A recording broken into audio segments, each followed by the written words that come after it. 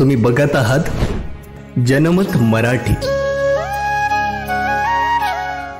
शिरूर शहरातील गुजरमाळा परिसरात मोकाट व पिसाळलेल्या कुत्र्यांनी 6 वर्षाच्या मुलासह 17 जणांना चावा घेतल्याने परिसरात घबराट पसरली असून शिरूरचे मुख्याधिकारी यांनी यात लक्ष घालून या मोकाट कुत्र्यांचा बंदोबस्त करावा अशी मागणी स्थानिक महिला व नागरिकांनी केली आहे। याबाबत महिला नागरिक नगर परिषद विरोधात आक्रमक झाले आहेत। 25 मे रोजी 2 पिसाळलेल्या कुत्र्यांनी खेळत असलेल्या 6 वर्षीय ईशांत राजेंद्र दारोळे यांच्यावर जीवघेणा हल्ला करत चावा घेतला। त्याला जखमी अवस्थेत अहिल्यानगर येथील रुग्णालयात उपचारांसाठी दाखल करण्यात आले।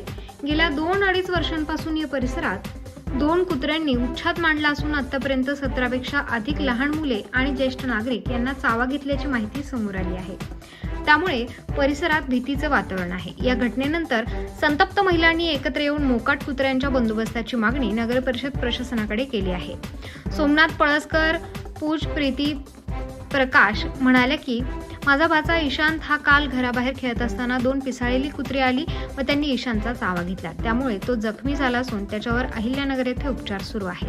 नगर परिषद प्रशासनाने मोकाट कुत्र्यांवर कारवाई करावी अशी मागणी केली असून एखादा अनुचित प्रकार होण्याची वाट नगर परिषद पाहते का असा सवाल त्यांनी उपस्थित केला आहे।